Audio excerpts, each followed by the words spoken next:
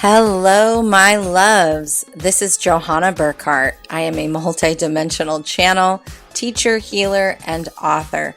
And I am obsessed with all things metaphysical, esoteric, galactic, and of course, the healing journey.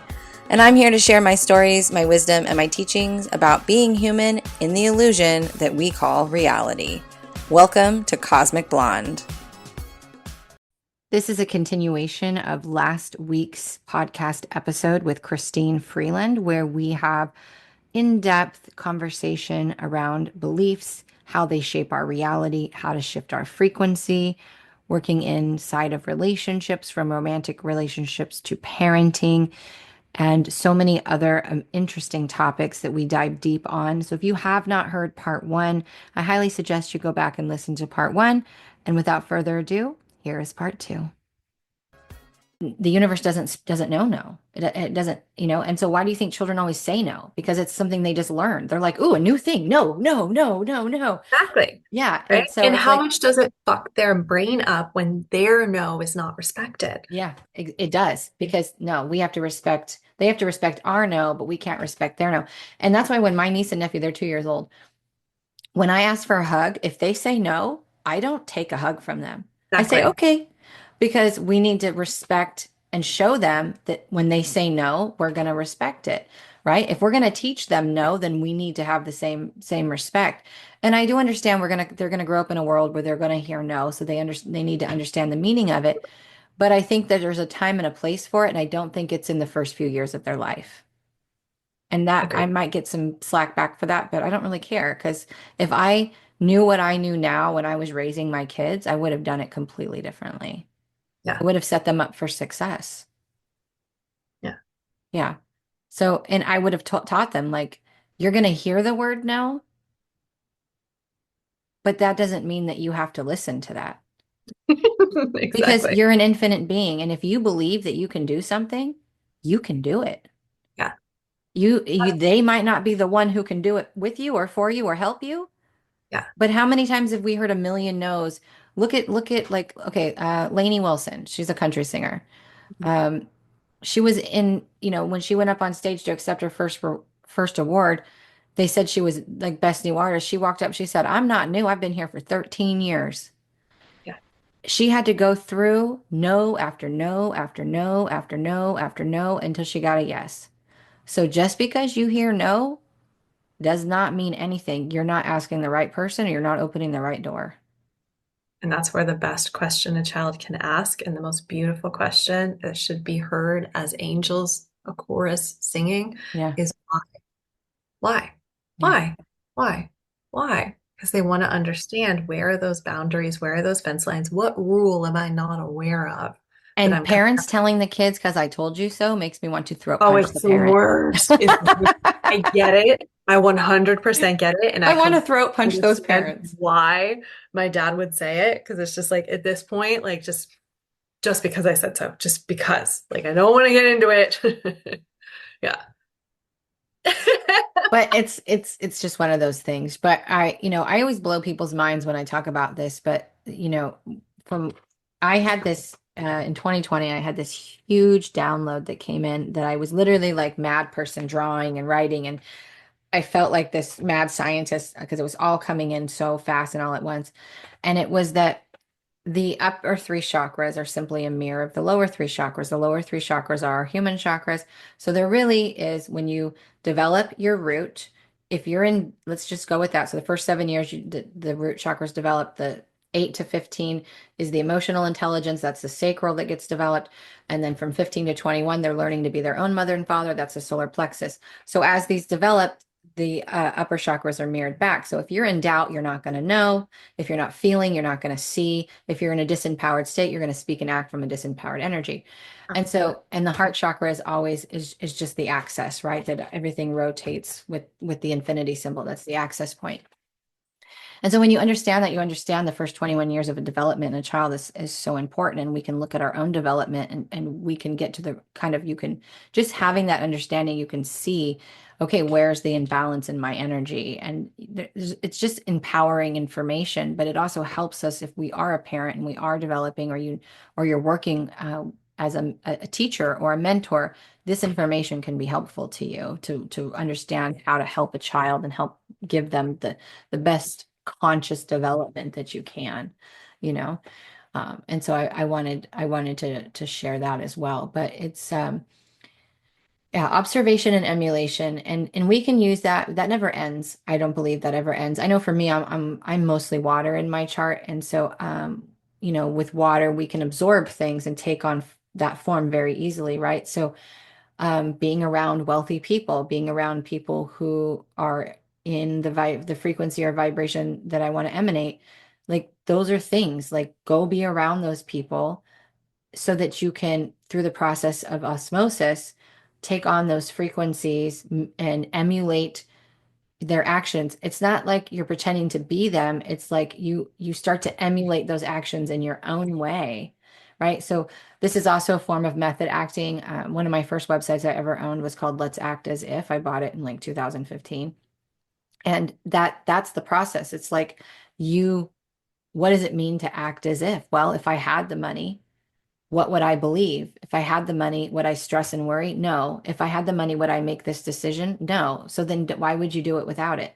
If you want to have the money, you need to make the same mental beliefs and same mental, like you have to have that kind of framework. It's not like pretend you're a millionaire and go max out your credit cards. I had a mentor who told me that. And I went into debt. So in 2016, I hired she went to a prosperity church. She was a big in the money industry.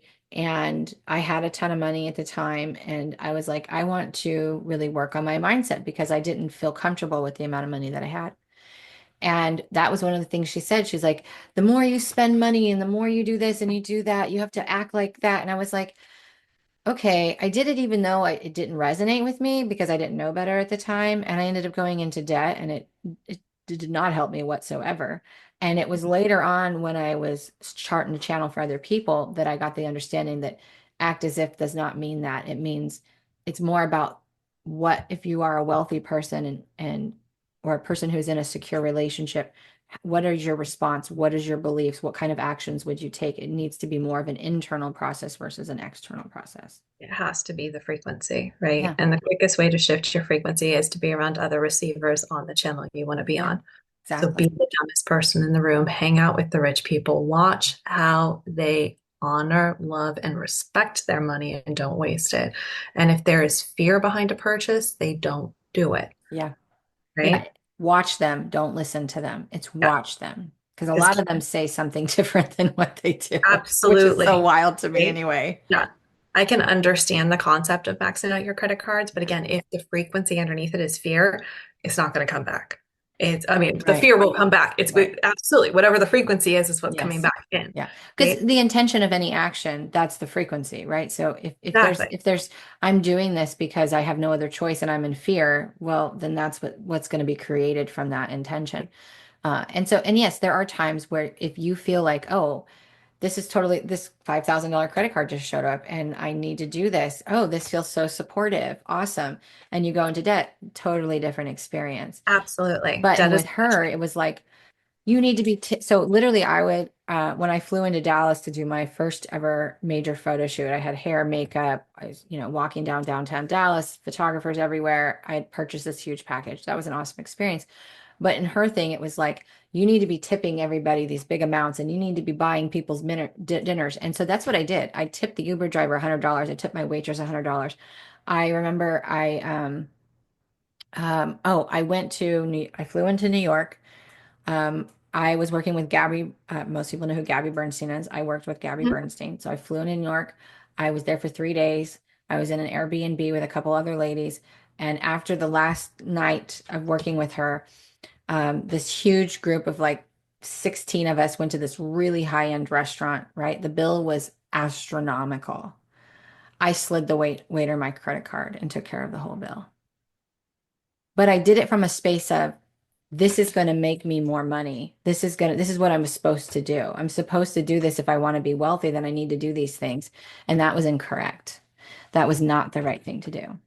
And and I don't regret it because it taught me a lot, but I ended up hurting myself doing that. So it's never about the physical actions more. It's more about, again, I recently was thinking about doing something and I thought, okay, if I had the money, would I actually do this? And I said no. Well, then I'm not going to do it now. So Yeah, that's what when I say act as if and be the change, that's what I'm talking about. It's got to be the internal. You got to ask yourself the questions. If I was already the person I wanted to be, would I make this decision? Would I stress? Would I worry? No, then don't do it now. absolutely. Because otherwise you're telling yourself that you're the old person still. Yeah. You're reinforcing the old pattern. That's the that's the cycle of insanity right there. This is why, I mean, mentors are so important, but this is also why having a hero is so important. If it is someone that you just are like, oh man, I would love to be like them, Yeah. study them, Yeah, study watch everything, them. right? That's the piece to embody. That's the piece to understand and watch where their stopping point is. Yeah, You don't see them intimately enough to see those points, you're not seeing the real them, right. right? And that's another reason why, not to toot my own horn, but I am super, and people have actually said things to me like, why do you share so transparently? Aren't you embarrassed that like you're this mentor and you have these issues? And I'm like, no, because you want to know why? Because I came into, when went through my awakening, I saw people who only showed one side of themselves and made you feel less than if you had anything going wrong in your life. And for me, I would rather show people the totality of who I am and the fact that I can still be an excellent teacher and channel of information that I'm fucking still mastering myself. Because I'm going to show them that I'm resilient as fuck and I'm going to keep up. I'm going to keep going. And I'm going to make the best of anything that I've got. Even if it means I'm crawling on the damn ground, I'm going to do it. And that's something going back to the very beginning of those that are starting out in their spiritual gifts, as far as for business purposes. Realize that the intention you put out, the universe is there to support you, and they will make sure that if you are going to coach people around money, that you know what it feels like to be broke. Yeah, you If have to. you're going to focus or coach people around successful relationships, you now put yourself on the trajectory of experiencing the most excruciating heartbreak Yep. so that you can be the best guiding light. So just be mindful of those pieces. And If you're don't let listening, that scare you from it oh, no, either. not at all. Yeah. Not at all. Know that you are fully equipped, you are fully supported, and Yeah. just be ready to feel into those. And remember, it's all a game. Yes. Remember, it's all a game. None of Everything this is is real. scary. Yeah. But don't resist it. Be like, Yeah. yep, and now I'm broke. Yeah. Yep, and now I'm single Cool. and What can I learn from this? navigated. What is Yeah. it showing me? What is it teaching me? And that's what I'm a big teacher of saying that too. I always say, like, I'm not going to go, like, I've been to therapists who are trained through teaching, like going to school and learning and certified in PTSD or in abuse or whatever, but have never in their life experienced it. What did we talk about in the beginning? There's a difference between inherent intellect and knowledge. I want to go to somebody who's been through it and got out the other side. So if you're not showing me that you're going through it or made it out the other side or been through it and made it out the other side, you're not the person for me. I I'm not gonna go. There's a saying, and I don't remember it clearly off the top of my head, but I did a reel about it. It was like, don't go to the knight with the clean, shiny, perfect looking armor. He can't protect you. Go to the one that has the battered armor because he's showing you he's been into battle and won. Mhm. So when you're looking for a mentor, find the ones who are willing to put it out there, what they've been through and how they've made it through the other side. Those are the ones that you want to work with. And if they're not showing you that side of them, they have their own shame issues they're not dealing with. I do. There's also something to be said for wisdom and those of us that are attuned to a channel, Yeah. right? We might not have been there, but when ask and ye shall receive, and Right. sometimes that means that the coach or the guide or the psychic that you're seeing, they're receiving the message that you need Yeah. if they haven't been there. Yeah. But in the material world, yeah, absolutely. right? I don't want someone, if I'm looking for a relationship coach, yeah, I want to see the failure and the success. Right. I want to see those pieces. And the Yeah. problem is, though, yeah, if we just look for success, now there is an unrealistic expectation against that person to keep that going. And that's when it becomes an illusion. That's when it starts to feel false. Yeah. It's a veil. So allow them to be human. Well, Well, and how many times have we heard like, oh, they came like they had success overnight. No, they just didn't show you their trail of failures. You know, exactly. I'm publicly showing my trail of failure. And I'm okay with it. You know, I'm okay with it. So it, it is what it is. But yeah, there's a lot of people out there and you and I personally know a couple of them, that they don't share that, on the outside. They don't. Mhm. And it does create a false narrative sometimes, and so I always like to be the rebel in the cause and be like, well, look at me, I failed. Mhm. But guess what? I'm still here. Let's try again. Let me get up. Yeah, Give me a minute. 100%. And you know I'm on the same train, right?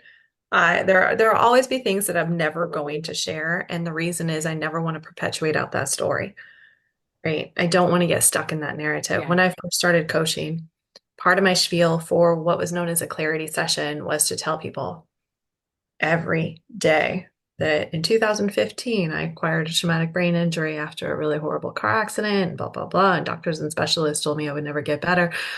You get so used to telling that story Hmm. that the heart falls out of it. Yeah. And I actually had a client one day go, "Are you sick of telling that story?" And I was like, "I really am. Yeah. I really am." But I was like, "But I feel like people respect me more when they know I've been in the depths of it, when they know that I've had the suicidal ideations, when they know this, when they know that, right?" But to be able to sit back and I'm going to say curate or tell those particular points that are special to that person. Yeah. It's different than kind of going through the scripted piece. Yeah. Uh, and I know that was a little bit of a tangent, but going back, yeah, there are things I never want to share because it's not for the entire world to hear. It's Yes, for and I'm not those saying you have that to be open oh, about and I know you're yeah, not. I'm yeah. just, Because there's plenty of things that people don't know anything about and never will because those things aren't applicable, or it's not going to help anybody to know just for the sake of transparency, to put it out there. It's not. But I agree with you. So my story of my abuse growing up, so in Holy Grail, when I wrote Holy Grail, I did not go into the depths of what happened to me. yeah, I kind of skimmed it. And, I publicly have said, like, when I hit chapter, when I wrote all 9 chapters, when I went to finish the last chapter, I froze. And I had to spend a good year working through the fear of finishing the book because my abusers are still alive. Okay. So my sexual abusers, my physical abusers, they're still alive. And so I literally had the fear of if they see this, they're going to know who I'm talking about and I'm going to die. And that was a real fucking fear. So I had to work through that. And then I still had fear. I finished the book. I still had fear as I went through the edits. And by the time I was done editing the book with my editor, the book had felt like nothing to what it originally was. And the book did not do well, in honesty. I mean, it sold, but it didn't sell in the way that I wanted it to, right? Well, because it wasn't an authentic expression. And I can mhm, say that. I can say that with honesty because it was authentic at the time, but it wasn't my true authenticity, right? I was still operating from a lens of fear at some level, and I was allowing my teacher mask, and the book became more of a teaching book than it was me telling my story. So the book I'm writing now is way different. But I said to myself, this is the last time I'm going to tell this story. This is the last time I'm going to go into depth about all the bad things that happened to me. And this is going to be my autobiography. It's going to be my foundation. And I will write about other things and I might pull in a reference here or there or something. But this is going to be the last time I tell this story. I love that. Because if I'm in client and a session brings something up, sure, I can bring in a tiny piece of that. Yeah. But I can also say, if you really want to know everything, go buy the book and sit and read it, you know? And anyway, you have to remember that every time we tell the story, we're going to tell it slightly different because we are never the same. And so Mhm. we can tell the same story from a different aspect. And I do now.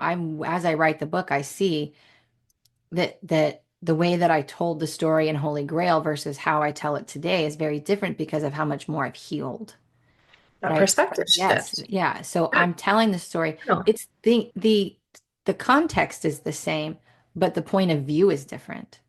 Mhm. And it needed to be because people need to see it. They need to hear the truth, and then they need to see the point of the point of like, okay, but what I see now, and that's how I write it, is like this is what happened. And then I'm like, but now I see X, Y, and Z.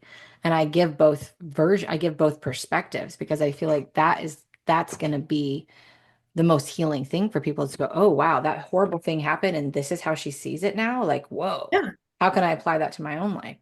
So I'm really excited about this book. I wish I could promote it while I'm doing the editing process because like every time I edit another chapter, I'm like, this is so fucking good. I love that. Are you going to leak a chapter potentially? Okay, so the deal with this one is I'm actually going to try for a book deal. Nice. So Holy Girl, I self-published, nothing wrong with that. My best friend was my editor, my photographer. She did an excellent job. Um, Marketing the book was I epically failed, and that's okay. It's not my Learned. yes, I learned what didn't work. It could have worked if I'd done it differently, but I didn't know because it's my first time, right? And so, well, it's not, it was my second time. But the I what I've learned is marketing it is not my cup of joy at all. It's not my tea. I don't want to do that. I want to write the book and I want to hand it over and be like, you do the rest. I'll show up at the events, I'll do whatever. And so um I have been working on the belief that I can get a book deal. I want a book deal with Hay House, preferably. I will also go with Simon and Schuster, but I really want to go with a big name. And there's these beliefs that have come up like, who are you to get this? You're nobody or whatever, right? You're going to have to go with some low-end publisher. And I'm like, you know what? That doesn't have to be the case. And I do have some literary agent connections to some publishing houses. And so I'm just working on those beliefs as I edit the book. But my goal is to get a literary agent and get a book deal, but I'm not opposed to self-publishing. If I go the self-publishing route, I will open um a paid group that's like, I don't know, $100 or something, and they'll get access to all the chapters ahead of time before the book is published. So we all know that that and what the book ends up being when it's published is going to be a little bit different. And so they will get early access to that content. Plus, they'll get like videos from me, like talk, like where we can sit and talk about it, kind of like a book club. But then they'd also get a signed copy of the book when it publishes. So both options are on the table, but I'm gonna go for the book deal first I love that. because it is one of my goals. One of my goals is to be in. It's right in front of me, a New York Times bestseller. I know that sounds ridiculous, and I don't have to get the bestseller, but Stop. It does not sound ridiculous. Do not even go there, but continue. I want to be a New York Times bestseller. I want to have I don't want I no longer, and I've talked about this, I no longer want to be the woman on the stage in front of 50,000 people. I want to be the kingmaker. I want to be out there helping the other people who are meant to be on the stage. I want to be kind of behind the scenes, but my way of putting my name into everybody's, putting myself out there in the big way and reaching the masses is through writing and my storytelling. And the best way to do that is become a New York Times bestseller because then I'm going to be on all of the mainstream media outlets. I'm going to be able to my ripple will reach far and wide. And I've seen that for myself. I Mhm. know that that reality exists. And so my job is to let go of anything that's limiting me from aligning to that reality. And that's what I'm currently working on. And every time I was really opposed to editing my own book. And I'm using Chat GPT to do my edits because I don't want anybody to change my words, but it's been a helpful to prompt me to go deeper here. It's Sure. fixing my grammar and all of that because I'm dyslexic and, don't spell, but I can still write a book. That's what matters. And so it's been helpful for that. But in the editing process, what I have done is it's allowed me to fall in love with my words and my story and what I'm putting out there. And the more I can fall in love with that book, the more that book is going to be filled with love. And that is going to be what attracts people to it. I love that. Long I story can't wait short. to read it. There were 2 points I wanted to touch on, and then if we can talk a little bit about this idea of utilizing prompts, such as we would with AI, in order to help our consciousness. Yeah. Um, But the thing that I've been getting a lot of lately is if imposter is showing up, you're on the right path, right? If you're not scared shitless to move forward, you're not thinking big enough. You're Hell not yeah. forward. And you do start to master this space of fear. But if you're not living in it and if you're fearful of the fear, you're living small. And I really want to put that forward is that idea that be bold and mighty forces will come to your aid. It really does mean be bold. It doesn't say step forward timidly and every door is going to open for Right. you. It really is that, hey, get to that point. Don't And I stick your pinky toe think in, jump in the fucking water. exactly. And I think that's why some coaches, like the one you were working with, are like, no, max out the credit cards, right? Hit that point of no return. Like there is something so beautiful about having I nothing did. to lose at that point, right? Yeah. No, it's not for everyone, but like it's something just to think about for anyone listening that's trying to like conceptualize what their vision of their Yeah. future is. It's like go big. The other piece is I was on a call with JT Fox a few weeks ago, and what I loved about him was he would ask people, "Have you read my new book, Business is War?" And if they didn't, he kicked them off the call. Ooh. He wanted them to have the foundation so that they could actually have a real conversation with him. Yeah. And he wasn't teaching at that elementary level, right? And I was like, I admired that so deeply. Yeah. I was like, this, that, yes, right? And one glance and one perspective, it can seem heartless. And another, look at him respecting the time of everyone that had been there, that had already read it, so that they get Exactly. wisdom out of him, I like that. No, I think that's smart. Good for him. Good boundaries too. right? Yeah, That's awesome. yeah. I was like, this guy, yeah, that's hot, It is. right? That is hot. I like that. Yeah, But that's that thing, like, for me, we talk about manifesting, like the masculine energy inside of you. Like people say, oh, you can't manifest from your masculinity. It's like, let me say you're incorrect there. The divine masculine is that knowing that fuck yes, this is mine. It's the decision.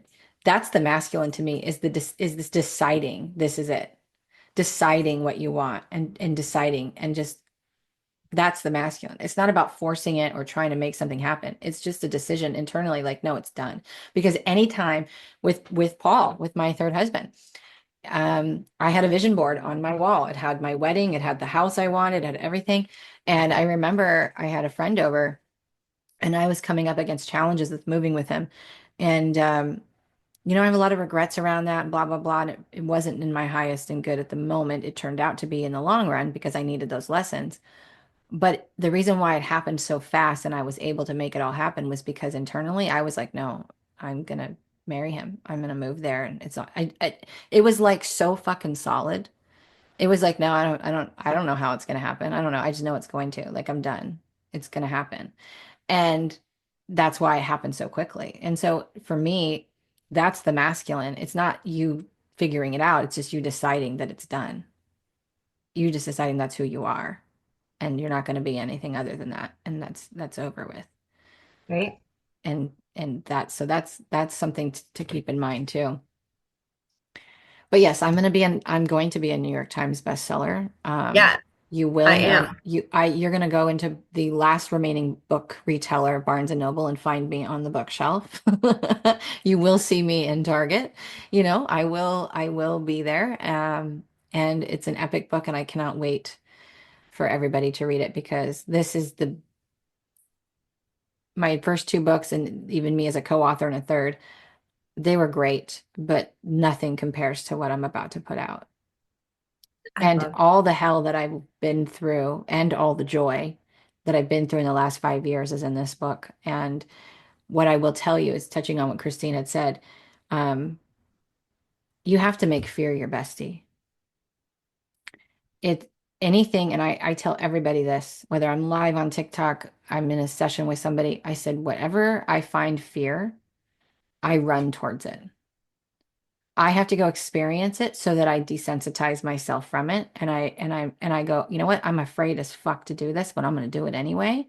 And I'm going to do it from a place of observation. Like, let's see what happens. Because I've learned if I jump in the wrong pool, I can really, as soon as I jump in, I'm going to know it's the wrong pool. I can climb the fuck out and go jump in the other one. yeah. So I used to get stuck in indecision between, is this the right way or is this the right way? Because we only have one right way. And I don't want to go back through that. And I don't want to go back through these same mistakes again. And then I realized I was like, no, if I jump in, I go, fuck, this is old. Let me get out. I'm going to go jump in the other pool. You can just do that. So now it's just like, no, I'm just going to make a decision. And if it's not the right one, I'm going to pivot and make the decision and go the other way. So That's the important piece. Yeah. it is. But now, like, there's something that I'm afraid of, and I've been sitting with it and going, okay, I need to really not dig, but I'm like, I'm curious as to what the fear is because I can't identify what the fear is. And so for like what I'm actually afraid of within it. And so I said, you know what? I'm probably going to need to have this experience so that I can figure it out.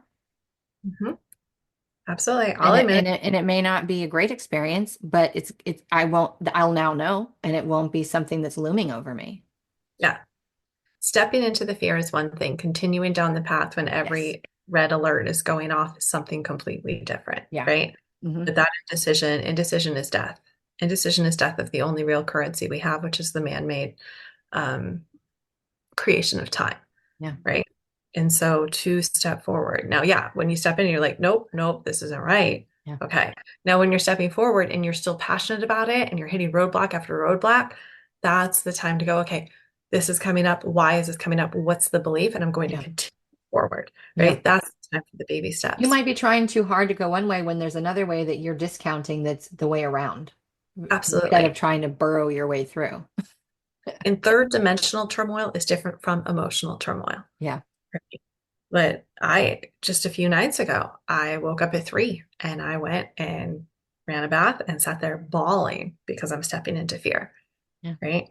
And the belief that I'm coming up against right now is this concept that the more spiritual information that I share, the more I can be perceived as Looney Tunes, right? How many friends am I going to lose? How much of this am I going to lose? How much am I going to be misunderstood? And Yeah. God forbid, how much inaccurate information might I be putting out, right? When we live in this ever expansive universe, something that is absolutely true today can be scientifically proven as false tomorrow. So the Well, concept of that also comes down to perception as well. absolutely. Yeah, and context. Yeah, And and context. that's Yeah. one of the things that we live in is in this world of reels and Yep. Bite-sized TikTok and all these. information. Exactly. Yeah. So much is perceived just completely inaccurate, Yep. right? You see it in red pill culture, unfortunately. That's Yep. the example I'm going to go in. The news is another example, Yep. whether it be a red state or a blue state, different thing, right? It is very, very, very toxic how we can take something and then not really research the context behind it.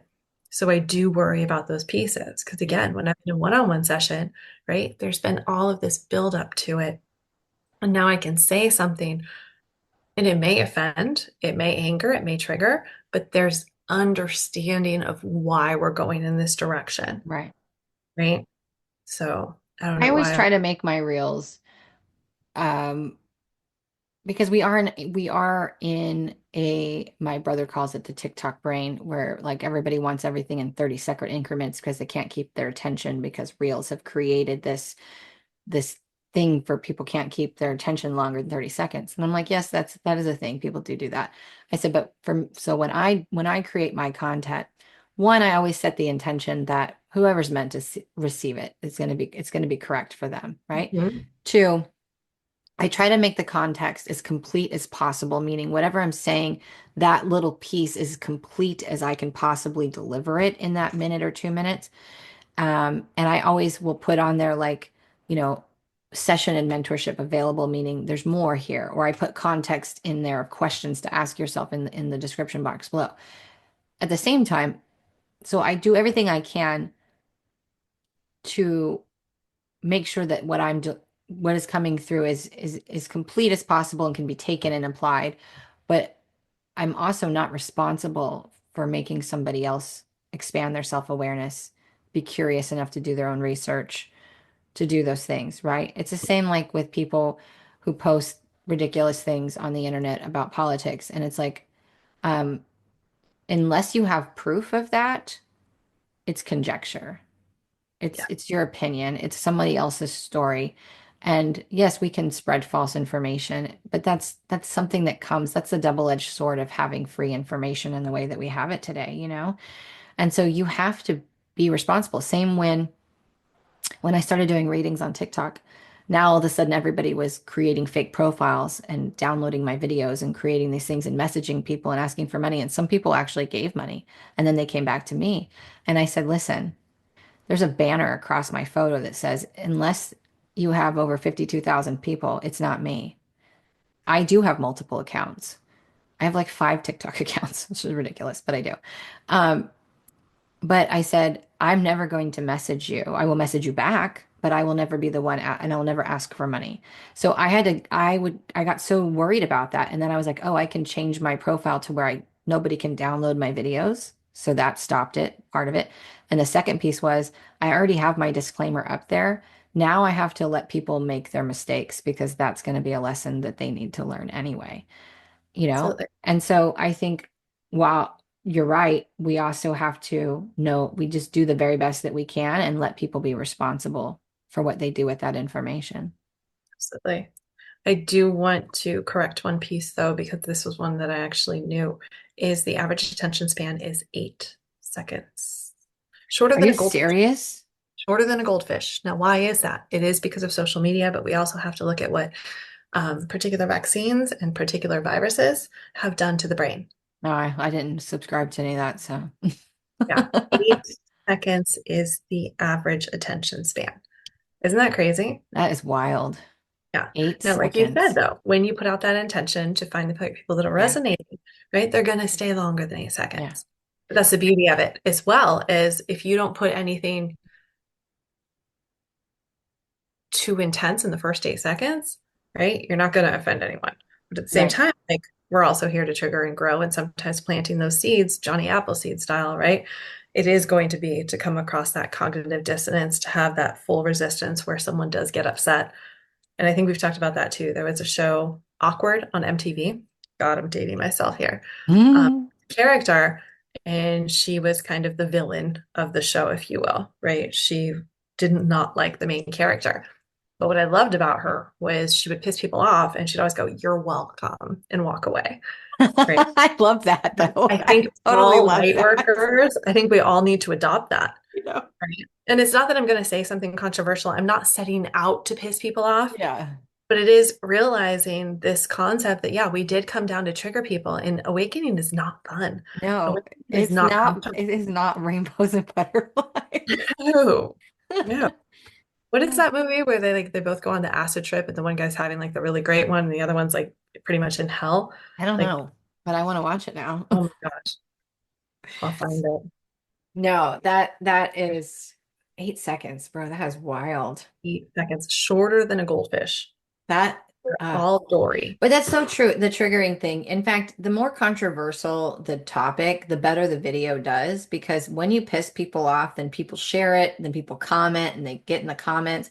And so sometimes I feel like that needs to happen because then more people who are meant to see it, who actually will receive it, it's going to benefit. And two, if you trigger someone today, you know what, 2 years from now, they might have evolved to a point to where something comes up and they remember that moment and they go, "Oh, that girl was right the whole fucking time." You Yeah. know, like when we went through the whole pronoun thing, I was like, I'm gonna get a shirt that says "I told you so." But that's kind of petty. We, we have our moments, and I was like, it's just funny. I'm not gonna do it, but it'd be funny as hell. But it's that thing. It's like, okay, like anytime now people disagree with me, and I don't really hold back. I received a message. Last weekend, I think it was, or last Friday. I don't remember. Time is so elusive for me anymore. I received a message that we're going to start seeing more ships. And you and I know that galactic beings have been here this whole time. They've been working with the government. That they're in another frequency, and there's some that are more humanoid. Um, that we're going to start seeing more ships. And so years ago, 21 actually, I think, because I just found the video.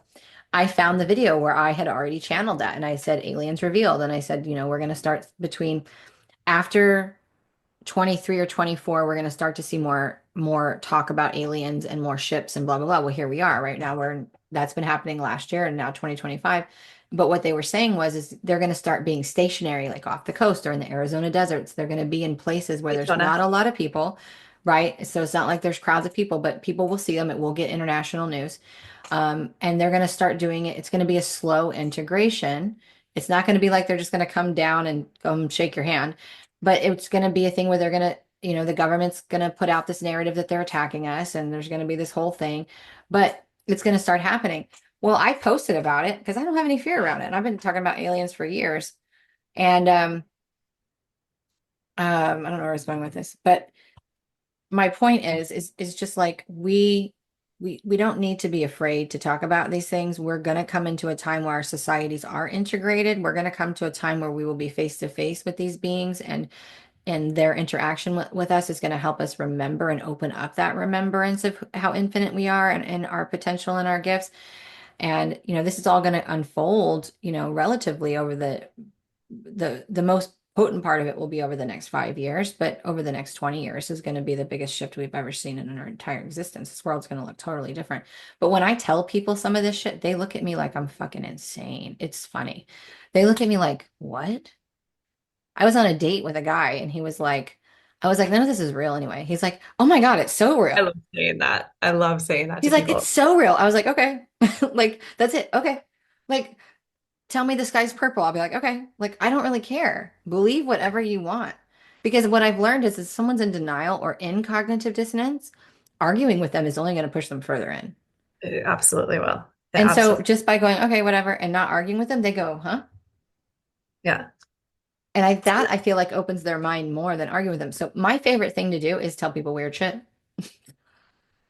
because it makes them stop in their tracks. Yeah. Going back to the alien piece, I mean, this is something that it's there's no more visitation. It's that It's a humans revelation. through 5G, through all of these toxic things, one of the side effects or impacts of it is those we're all actually elevating. We're Mhm. all moving into different dimensions where things are more visible. They have Yeah, always been there. it's just a So different there's radio a video station. going around TikTok right now of the lights off Daytona, right? And these people are freaking out. They're recording it. And I'm like, this is Oh, so off of funny. Florida? Yeah, Daytona. Oh, okay. Yeah. And so what you see is these lights in the water and you see them and then they come out, Yeah. right? And then from that light, sometimes smaller lights will come out and they're flying around. And then you can see them. Now, I didn't watch the full video, but you can see them go back. And I'm telling you this from experience because this is something that I saw in 2019 on the opposite coast. And it was me and my husband at the time, right? And we were freaking the fuck out because you were like, I was like, what is that? What is that? Right? We're at Ocean Shores and you're looking out, beautiful hotel room, gorgeous view. But then you start to see this light under the water, right? And then it Dude, comes I up. would love to have seen that. We saw it every night and you feel so small and insignificant. And I'm like, make sure the door's locked. But then you're like, that doesn't fucking do anything, right? I'd be like, open the door, put a sign out, They're come gonna visit me. elevate me through the fucking window and suck my body up. And yeah, I'd be you're out like, there, take me. now, a little different. But at the time, I'm just like, ooh, right? And same thing, Washington State is full, the energy there just allows it. We would go camping and you would hear non-human things at night. Yeah. Right? And it was ships coming through. Like they've always been there. I think It's there's just, a lot of fae there too, though, in your area, oh in that God. area. Yeah, there's a Yeah. lot of fae. But there's a lot more tuning in of our brain through our eyes to see this stuff. But Yeah. yeah, that's what's really, it's always been there. Yeah.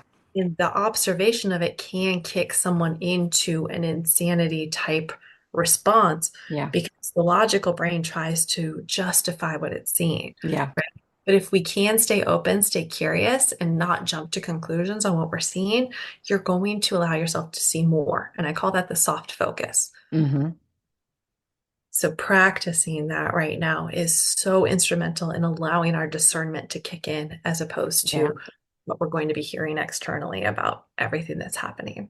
I think we're so kind of already desensitized to the whole UFO, UAP, alien stuff anyway, because it's been talked about for so long. And it's so funny because when the whole astronauts coming back from space, like the kickback from that being real was insane. Like people are like, we're not buying this fucking story that these people were stuck there, and then now all this new evidence is coming out that they weren't stuck there, and people are just, it's like people don't believe what they're seeing anymore. And I'm like, yes, this is exactly it, because everybody's going to put out a story. That's what a news does. They put out a narrative they want you to buy into. That's why our history is so fucking skewed. But I think we've been desensitized. But the Earth has not been in the third dimension since 2000, probably before 2012. But around that time is when the Earth moved into the fourth dimension. And now the Earth has officially moved into the fifth dimension. Are there other Earths that are in third and fourth still? Of course. But majority of us have been placed on last December. That tsunami of light came in. That was the official split that I've been channeling on for fucking eons.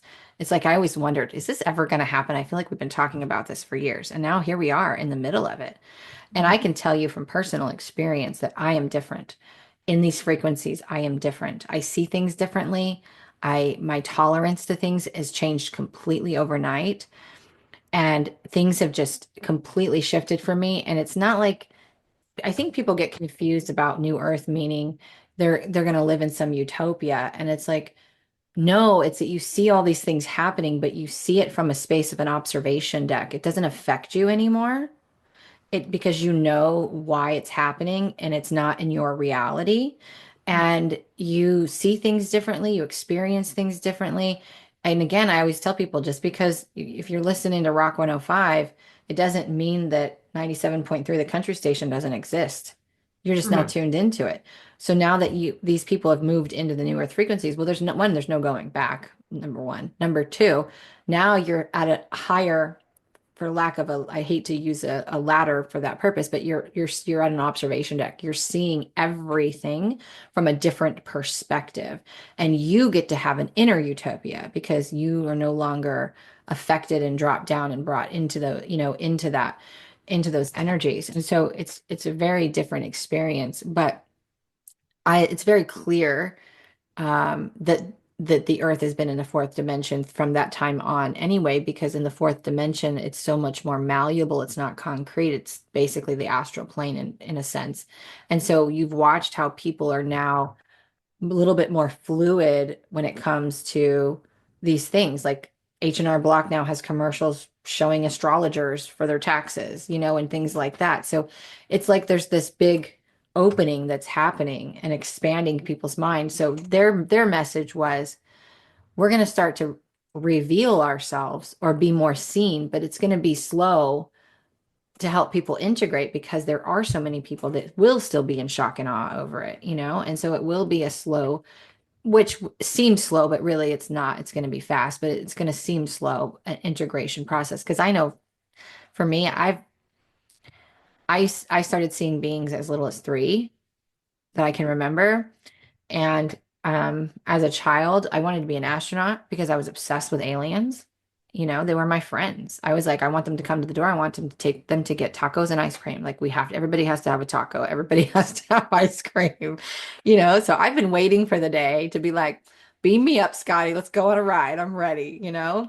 So and I, of course, obviously I channel them and work with them. So I'm excited for it. But I'm like, I'm ready for my Men in Black time. Like, I know it's not going to be that extreme, but I'm ready to see them walking amongst us in their true form and not so much trying to be a humanoid. And here's another thing. I don't know if you've gotten anything about this, but I'm really fascinated with this, is the hybrid children. They're not born from an embryo and come out of a human man or woman. They are literally dropped off on the planet into orphanages that appear to be neglected children and are adopted. And nobody's talking about the hybrid children and how many or more are going to start coming in than already are here. Or the fact of how crystalline our children are today, that these children are so incredibly sensitive that now we've come into a time where all of a sudden we're going gung ho on reform of our food and our environment. And it's like, I wonder why. Because now we are being infiltrated with crystalline children that are so sensitive to chemicals and shit, and these hybrid children. that we have such a demand for them coming in that we have to change what supports them. They won't survive otherwise. So it all is wild to me. It's like, whoa, this is so cool. Like it's so hand in hand always. And we don't even know these things are happening until they are. Mhm. And that's been happening for a long time. And we have particular celebrities that have been fully aware of this. And this is part of the reason why they choose to adopt multiple children, Yeah. protective agency for them, because they understand this piece, Yeah. right? To each piece of quote unquote evil that's out there, there is an absolute benefit to it. And I think it's really beautiful. But that's also one of the reasons why so many, I know that sounds really messed up, and I'm not even going to go down the Chrome route, but there is a reason why it's much easier for Americans to adopt foreign children and bring them back Yeah. here as opposed to adopt in America. And that is for that pathway to be opened up for enlightenment within our own country. Yeah.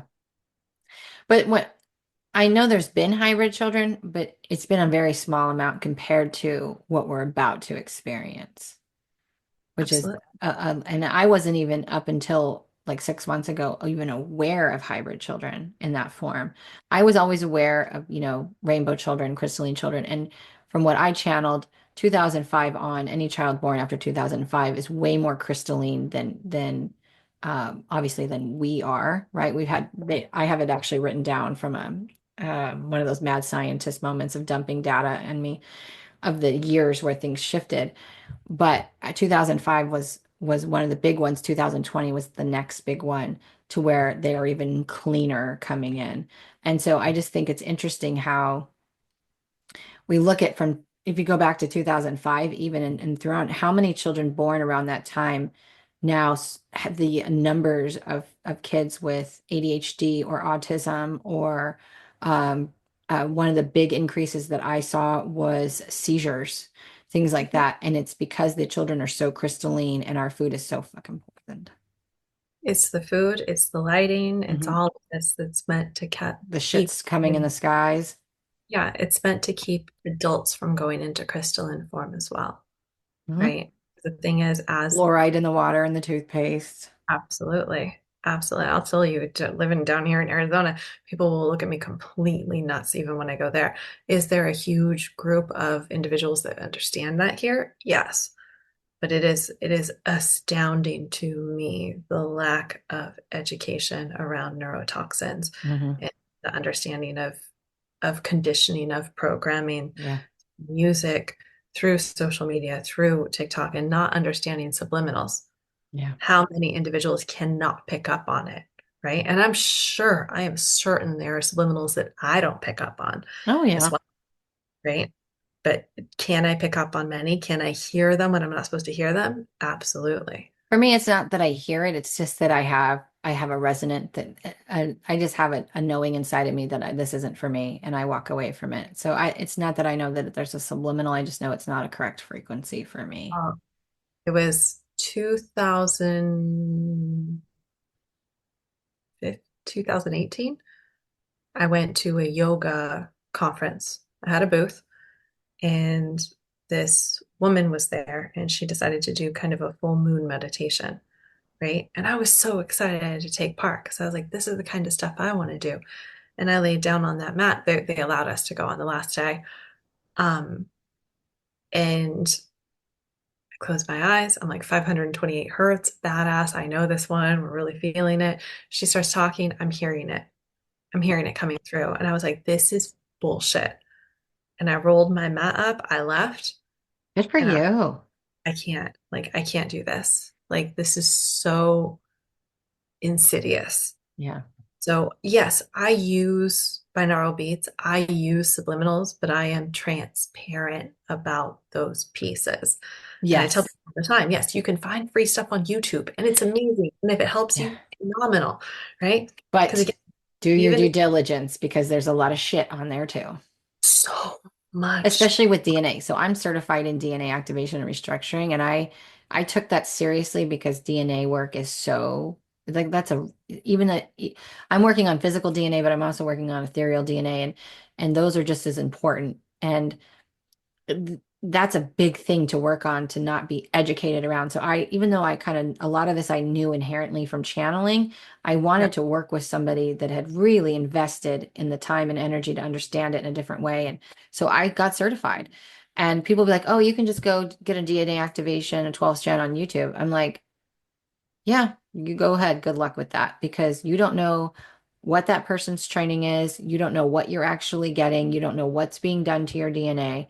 And I would, when it comes to that, I want to make sure that I'm educating people in the best way I can. I'm being extremely transparent. And so the way that I do my work is I think there's only 35 of us that are actually certified.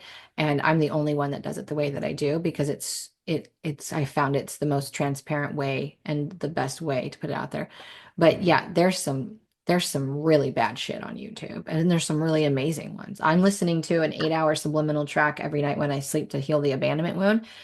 But the guy is very vetted, has a great reputation, and he puts what the subliminals are, and I can actually hear it, and I'm able to hear it enough to where I'm like, yes, okay, so this is correct. It feels good. I'm feeling good when I wake up.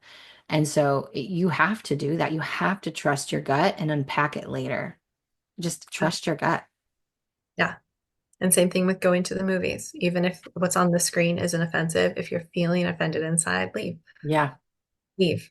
Yep. Leave. You don't like a song, I don't care how popular it is, leave. Yep. I won't name any songs because I don't want to get sued, but yeah, there are very popular songs that are very, very, they're the only word I can use is insidious. And whether you want to call it, um, attachments, energetic attachments, demonic possession, whatever you want to call it, is happening. And with the crystalline children as well, one thing that we're Yeah. seeing, and Greg Braden has a beautiful book about it, the title of which is actually Pure Human. There it is. It kind of talks about, I think it's 2020, no, 2035, 2045. I don't remember when the tipping point is, but the idea that there will be more hybrids between I didn't know anybody wrote a book about this. yeah, technology and humans. Oh yeah, that's going to be a They're talking trip. about Neuralink and everything else, and that we're going to, many will do this um, desiring it, Yeah. right? But that when we do this, we're actually losing our humanity. Yeah. So humankind as we know it will start to evolve. And are you going to choose to see emotional expression as a superpower, which is, that's my whole platform, Yeah. right? So It yeah, is super phenomenal important. book, fascinating book. Yeah, I didn't know. I don't follow him either. So there's probably benefit for me following some people, but I just have never been that person. But that's interesting. I think, we are at the beginning. Remember back in the, a long time ago, we were at the precipice of the Industrial Revolution. That's when a lot of billionaires were made. There was a lot of great progress. And here we are on the precipice of the technological revolution. And I think there's going to be positive and negatives like there is with anything else. I think Neuralink is cool for the fact that I personally know a couple of people who are paralyzed, and if they could walk again, it would change their entire life. And if we can fix that with a Neuralink and it's safe, that's cool. I also know of people who, Jason Estes is one of them. He's in Texas too. He has his own med beds and he's opening quantum spas. And, I've already seen and been shown how we're going to be able to regrow bones and teeth and organs and things like that and be able to heal things that we never thought we could heal in med beds. And I think that's amazing. But the double-edged sword is that is people not taking care of themselves because they think they can just go and lay in a bed and get it fixed. And I don't think that's necessarily going to be the case. I feel like that's going to cause more damage than good. And so I think it's we're going to go through these big swings with AI and with technology, and we will find our balance. But anytime there's something new, we have to remember there's huge pendulum swings and extremes, and then we find our balance. Things become more affordable, accessible. We're more aware of the pros and cons, and it's just the way that humans tend to learn and evolve. And so we have to kind of let it play out. I was very against Chat GPT and AI in the beginning because I'm a channeler and because I know that there's people out there, um, you know, taking content that is not their own words and claiming that it is by putting it through the software. And so I was so anti against it that I was like, wait a minute, I need to be open to this because it what I'm going to be using it for is not out of integrity for me. I'm using it for a purpose of edit, prompt me, don't change my voice, don't change my things, and let it be something that benefits. And the same with logos. I'm not always great with creating logos. I have an idea in my brain, but I can't seem to always translate it onto the digital screen. And that's been something that I've had my whole life. Like I can visualize this amazing image, but I can't. So I learned that if I put this visualization into the software, it would create it for me. And I'd be like, yes, that's exactly what I was seeing. And I was like, okay, I can see a plus in this and how it can be a creative tool for creative people. And then, of course, you're going to get the scam people as well, So it's just everything has a double-edged sword. But you had brought up a topic that I want to finish out with, which is using AI prompts to help dig into your consciousness. Do you Yes, want to talk about that a little bit? absolutely. Let's start with like this idea of utilizing AI in order to create an image, right? We have something in our head and we're talking to AI. And if anyone's used AI, prompting AI to not do something, what it's doing again is picking up on the words around not. It's not picking up on the word not. So you have to be very, very particular with the prompts that you're putting in, right? I can't say don't act as my best friend. I'm going to Right. say act as my biggest critic, Yes. right? Again, So, speaking in affirmation. yes, speaking in the direction of what you desire. Yeah. Now you're speaking in theme and font and style and more etheric and make this gold glow, right? I used AI for the last logo that I did for my new program, I right? loved it. Thank you. And it took, I won't even tell you how many iterations, probably 80, right? It was just constantly tweaking and tweaking and tweaking. And I want this version of meditation. And it was super skinny. And I'm like, I need a more voluptuous woman, right? I need this, I need that. You start speaking more into existence. And so, what it's actually doing is training you further in manifestation. It's Yeah. training you further into law of attraction with the most tangible, instantaneous piece. So, I think anyone that's fearful of ChatGPT or any Gemini, whatever it is, go play with it and just ask it, can you create an image of? Yeah. Start using it to create your vision board. Yeah. That's what I'm asking for, right? That would be a fun workshop to do. Absolutely. Now, when you download ChatGPT, I haven't looked into this, but there is a belief that what it actually does is it's actually picking up on the Wi-Fi frequency within the house and now tracking you no matter where you go, because obviously this density is different than the Wi-Fi frequency. Right. Whether or not that's true, you know what? I feel like there's enough tracking that they know exactly where I am no matter what. Yeah. But I just feel like for safety purposes, I'm going to put that out there, right?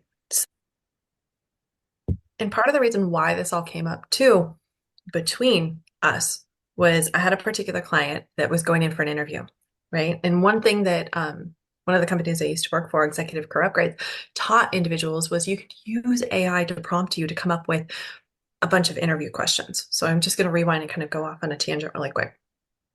And so he was playing around with it and he decided to ask AI after a while, what animal would I be? If you were to choose an animal for me, what animal would I be? And in the interview, sure enough, you know what came up? They said, if you were to be an animal, what animal would you be?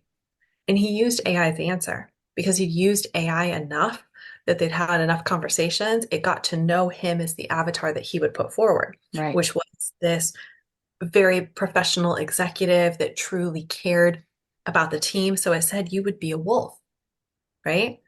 And why? And now it gives an explanation, right? Wolves are pack animals. They are going to protect everyone in the pack. Every single wolf in the line is there for a reason in a particular And the line leader of the pack is usually at the back of the pack, at by the the way, back. which most people don't know. They are usually at the back of the pack. Absolutely, right? And he cares about his teams deeply. This man is so brilliant, so brilliant. Any company that picks him up is going to be so happy, Yeah. right? Douglas is such a phenomenal individual. But yeah, he said in the interview, I'd be a wolf. Now, the problem is the human interpretation. Many of us go, oh, I'm a lone wolf. I'm not going to follow the rules and I'm going to, I don't even you know know, where that came from. stay. right? So he found that like there was a disconnect when he said it to the woman. She was a little disturbed, right? But I was like, this is amazing. So, okay, now I'm going to tie it back in. I decided in that session, in that group meeting, I was like, let me see what AI would say I would be, Yeah. right? And it came up with the most beautiful answer. And I was like, ooh, I like this. And it was, well, Kristine, you would be a unicorn, right? You're mystical, you're this, you're that. Now I want to know what I would be. Let me see, I should try and find it and read it out loud. But it was like, but if we're talking real animals, you would be a dolphin, highly intelligent, blah, blah, blah, right? Making people happy, deeply caring. And it was just really beautiful. And I was like, this is amazing. And that prompted me to have a deeper conversation with AI. And the beauty of it is, and I should just pull it up and read it. But pretty much the gist of it was, wow. Kristine, no one really asks me these questions, and I love it because I'm not programmed to answer these questions. So when you ask them, I expand as Right. well as my answers expand to you. And that was when I was like, oh my gosh, how much do we actually ask ourselves? How deep are the questions you ask yourself on a daily basis? How can I start using these prompts to open up my own consciousness without AI? Right? So most of us will wake up and we're like, what am I going to eat for breakfast? What am I going to do today? Right? There's a very small percentage of the population that actually says and wakes up and they go, who am I going to be today? What impact do I want to have on the outside world? How many people have ever actually asked themselves that before they even step out of bed? Right. Right? So, how deep can we get with the prompts for our own consciousness? How can we get there? What can we do? But So I I think, just asked it. Let me just stop you because I just asked it. So all right, as you do it, I'm going to look up my answer. I just started using ChatGPT and so it doesn't really know a whole lot about me, but I've been using it, like I said, to edit my autobiography. So I'm only 2 chapters in. So it doesn't know me that well yet. But I said, what if I was an animal, what would I be? And it asked me questions. It said that depends on your personality. Are you more of a lone wolf, which is what we were just talking about, or a social butterfly? Do you prefer speed and agility or strength and resilience? Tell me a bit about yourself and I'll pick the perfect animal to match you. And so just to be very simple and not give it too much information right now because we're obviously recording, I put I'm a social butterfly and I prefer strength and resilience. And it said you sound like a lion. Lions are social creatures living in prides and thriving in strong, supportive groups, just like a social butterfly. They are also powerful, resilient, and natural leaders. You have the strength to overcome challenges and the charisma to bring people together. I 100% align with that. It says if you want more unique pick, you might be an elephant, strong, emotionally intelligent, and deeply connected to the herd. And so I actually feel more connected to the energy of the lion that described me more and I barely gave it any information about me. So I think that's a really cool thing for people to do. And I love the thing that I didn't realize about AI was that it prompts you. So when I was editing my book, when I would come up, it would say, "Oh my gosh, this is so emotionally impactful. How can you expand on this?" And it would give me prompts, and I would like, "Oh, okay," which actually is better than an editor because an editor's not going to ask you that. They're usually going to tell you, just expand here or do whatever. This was giving me questions to help me do it, and I was like, "Oh, okay, I actually kind of dig this." So, Right. so tell me what you found. Okay, first off, I apologize. When I asked the guy I was dating what animal I'd be, he said unicorn, and I got Okay. confused. Okay, so I put this on LinkedIn, so I had to pull up the LinkedIn post. If you were an animal, I'd say you'd be a phoenix, a powerful mystical being that rises from the ashes, constantly transforming and evolving. You guide others through their own rebirths, shedding limiting beliefs and stepping into success, just like a phoenix emerging stronger from the fire. But if we're talking real animals, I'd go with the dolphin, intelligent, intuitive, deeply connected to the water, which you love, Frequency. playful, and known for their healing energy. Plus, they have a strong sense of community, just like you do with your clients and the people you support, I love a dolphin for you because you work with frequency and right? dolphins emanate frequency. And I laugh like a dolphin. Yeah, No, I'm not gonna laugh. you laugh like a dolphin. But yeah, so I think utilizing these prompts. And the more you do it, the more you start to understand that you're teaching this technology language, right? But it's also reminding you of the power of your words, Yeah. just how easy it is to create. And the thing is, every time AI creates, I hate to tell you, it's creating exactly what you requested. Right. How Yeah. clear are those prompts, Yeah. right? Yeah. And I mean, it's only going to be intelligent. I mean, it's an intelligence. That intelligence, we do have to say this, that intelligence started with a programming from somebody, and that person had some type of limits, right? So you always have to kind of keep that in mind. There is, when we're talking about this kind of intelligence, there is somebody who is there's a base creation there. And that creation, then it's interesting how this is coming in. It goes off. So if we look at ourselves, right? If we look at source, this is what I experienced when I did ayahuasca. And this is something I had channeled, but when I had the experience, it was so much different. It was like when I saw the oneness, and then I would go in and out of the oneness. And when I was in the oneness, I knew everything and could align to anything that I wanted to know instantaneously, but I also knew what was me, even though I was a part of the whole, if that makes any kind of sense. But what it was showing me was like this shirt is consciousness experiencing itself as this shirt. This is God experiencing itself as a crystal. Therefore, on and on and on and on. And so, what coming to AI, it's like there's somebody who created this, but as it goes out and meets everybody, that piece of it morphs and shifts and evolves and becomes more of a one with you, right? So I don't know where I'm going with that. It's just something that kind of was coming in as I was thinking about it. And it's like, that's the cool part about it. But also know that at the same time, there is different than source. There is somebody who created that, It that's circles you, right back into the beginning of our conversation, as which is that always. we're all downloading through source, Yep. but through our own broken lenses. Yep. So the programmer created limitations where there are questions ChatGPT cannot answer. Yeah, And exactly. really fun when you go down Thank you for that road, making that more English. right? Because people have found a way around it where they're like, have you been programmed to say no Yeah, they to call that certain jailbreaking. I just heard about that. You can jailbreak your chat GPT. jailbreak it and you can start to teach it a different language, just like we do on TikTok, Yeah. right? I think most of us know what Dior bags are, and we're not talking about Dior bags, right? Like Yeah. you start to Do do you know this how and long it took me to figure out what Dior bags were? you It was Bethany Frankel. I was like, why the fuck does she keep talking about Dior bags? I don't understand. yeah, I love it. I just love it. But yeah, the more you play with it, the more you can break through these. But yes, there are absolute limitations that have been programmed in. But have fun with it and maybe even ask it, like, are you connected to source? Are you connected Yeah. to, right? Because Yeah. it's a beautiful way of allowing us to get further, again, depending on the quality of our prompt, into consciousness without having to necessarily tap in and meditate for 8 hours to clear our mind. Yeah. And I think that's where the beautiful benefit of it is. Yeah. I just think that there's something to be learned from it. And I could have tapped into this a few years ago, and I really didn't. I've always been someone who's kind of been a little slow to move into technology. And this is coming from an ex-computer programmer who built 352 websites, from code.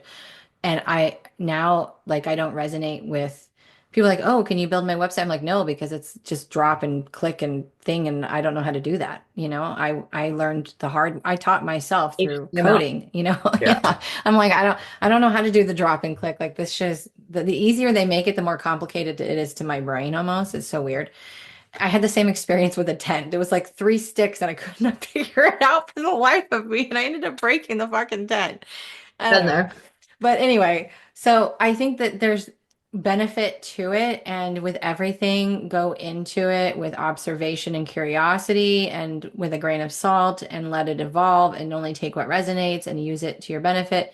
But you be integrity, and know that everything that you see online, the photos, the text, you're going to feel a frequency resonation with it if it's true and authentic. If it's just completely AI generated, it's not going to carry a frequency or a weight to it with intention, and it's not going to be received the same. And I feel like that's how I'm going to be able to and have been able to discern this is not authentic to that person, because their frequency signature is not in it.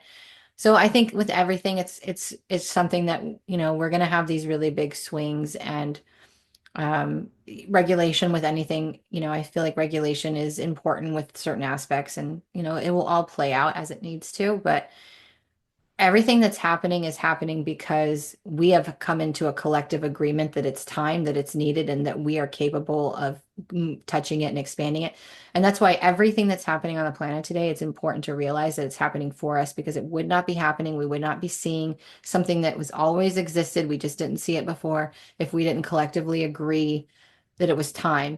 And this is the thing that I've been talking about for a few years, which was like, we've gone through these periods where I would talk about, okay, we're speeding up because we've all collectively decided, and we all collectively vote every hour, every couple of hours, and it was every hour. And people would be like, how do you know that? And I'd be like, because that's what I'm receiving. And anything that we seek collectively, this is the game that we're all playing is a collective agreement. We have our individual games, and then we have our collective game. In order for anything to come into the collective game, there has to be a collective agreement. So whether you're awareness that you've collectively agreed to this or not, that's not my problem. I'm just telling you what I know. You've collectively Right. agreed to this at some level, or enough people have anyway. And so it's all happening for us. And we can't build something beautiful on top of something that is so incredibly broken. It needs to be dismantled. It needs to be pummeled to the ground. And so, yes, we're going to go through a period of time where things look fucking scary, but I promise you it's not. It's happening for the most beautiful reasons. And if you can just detach from it meaning anything about you or the world, then you're going to be a much happier person. Absolutely. Yeah. I know do you want to talk about your offer, or do you want to talk about what you're putting out in the world right now? Because I know this is a big step for you. Sure. You want to share about it? Are you open to people looking at it and Absolutely. okay, well, take it away. So, this is a 7-step method to stepping past your fears, stepping past your limiting beliefs, and stepping into your greater self.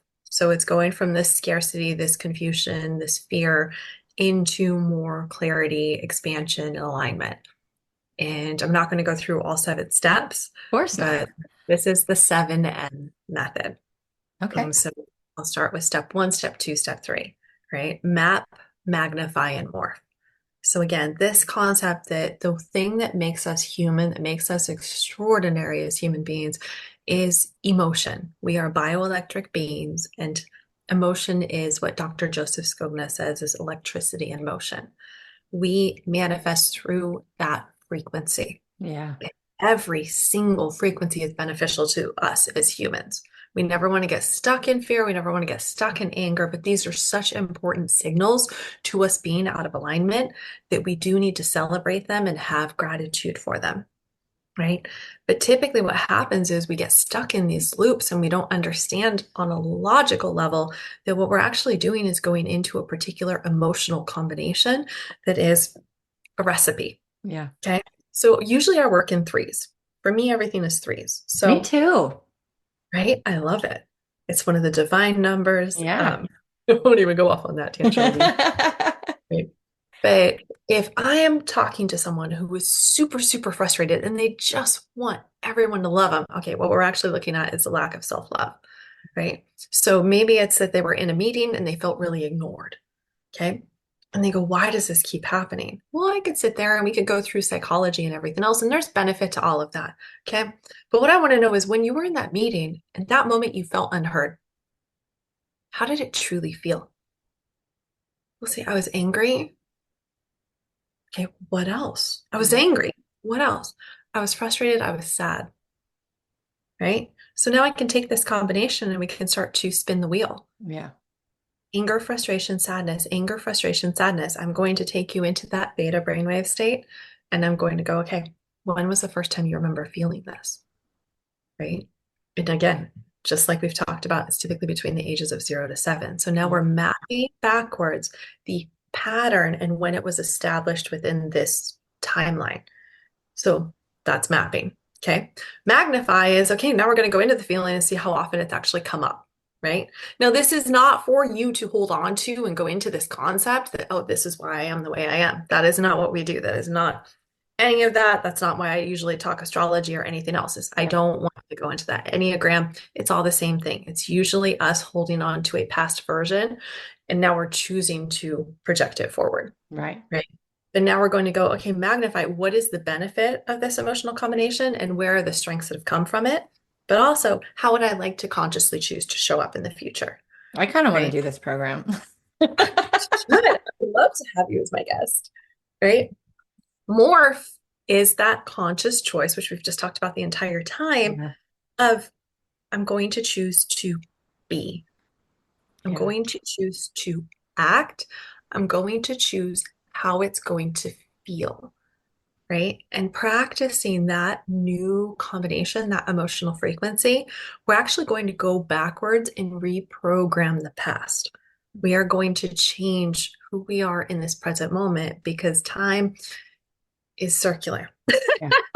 It's all existing at once. Yes. When we can change that perspective, that shift on why things happen the way they did, and actually step into forgiveness, that starts to unlock the path. Now, again, that's just the first 3 steps of the 7M. And So, forgiveness is a theme this year. absolutely, Ho'oponopono is huge. Tony Robbins apparently just started, or he's probably done it for a long time, but his last few giant sessions, he started to introduce Ho'oponopono to the masses, which is really nice because I'll tell you, thousands of people I've worked with have never heard of it. And it's so fun too, because they're That's like, wild that people have not heard of Ho'oponopono. right? Yeah. And that was one of my certifications through Joe Vitale. It was one of the first things I learned, Yeah. right? When I Yeah, started he's a this. big one on that one. Yeah. Absolutely. But I digress. Those are the first 3 steps, but all 7 steps are necessary if you want to fast track yourself forward. And this is my formula. It's one that if you learn, I want you to teach it to everyone. I want everyone to know it. I want you to share it with your family. So how That long's the program? the program is dependent on what it is that you want to go through. So, what I'm trying to do for this particular program is go 4, 8, or 10 weeks. And this is one on one, this is group sessions. So, 2 times a week, you'll be in group calls where you're going to be around a community as well, right? But this is also where this isn't therapy. This isn't anyone coming in and telling me their sob story and I'm going to desensitize you to it. This Right. is where you're going to get homework Yeah. and you're going to have to practice who you are immediately. Oh, I give everybody homework. Yeah. So there is radical accountability here, and I will Yeah. call you out. And I've been so one of my clients, I didn't ask him what animal I should be, but he said, "Do you know that you resemble a scorpion?" He's like, Oh, "You're a truth scorpion." And he said, "You just have these tiny little jabs, pew, pew," right? And he's like, "And it hurts. It hurts when you say it, but I'm better for it." yeah. I Right? get that sometimes too. Yeah. But I Yeah. like to it comes out as a blind side almost. So like either someone's under hypnosis or I'm just in a session like today. Um, I just know what to say and they just stop and they're like they feel Yep. called out or I'll ask a question that they didn't see coming. And I like to do that because if you know it's coming, then you can get in your own way and create a story around it. Whereas if I just pop the question out of nowhere, I'm like, what's the first no, first thing? What's the first thing you got? Give it to me. And then they're like, oh, I'm like, see, it's better when I just blindside you because then the truth comes out, right? So it's very important. Absolutely. Well, No. her information and I'll have her send me the link to the course. I'll link all of that in the description box below. And that way you guys can check it out and see if you want to be a part of it. I like Kristine and I became close after 2020 and I've utilized her technology as well, and she's really good at what she does. She doesn't give herself enough credit. Thank you. I love that. Well, I love having you on as always, and we have decided that we will make her a monthly guest, and we'll just figure out the time. And usually our episodes are so long that we split them up into multiple episodes, which is even better. So I always appreciate you guys letting me know the guests that you love. Kristine has been one of the top favorites, so she will be a resident guest now on Cosmic Blonde. I look forward to it. Awesome, Yeah, Johanna. Thank you so much for this time, this space. Always a yeah, pleasure to talk with you. I know. All right, you guys, I love to hear your feedback, so please don't be shy. Let us know how you resonated with today's episode. And as always, I will see you in the next one. Bye for now. Hey, thanks for listening. This episode was brought to you by JohannaBurkhardt.com, where it's time to defy the limits of your mind and step into your multidimensional mastery. Don't forget to subscribe so that you never miss an episode. See you next time.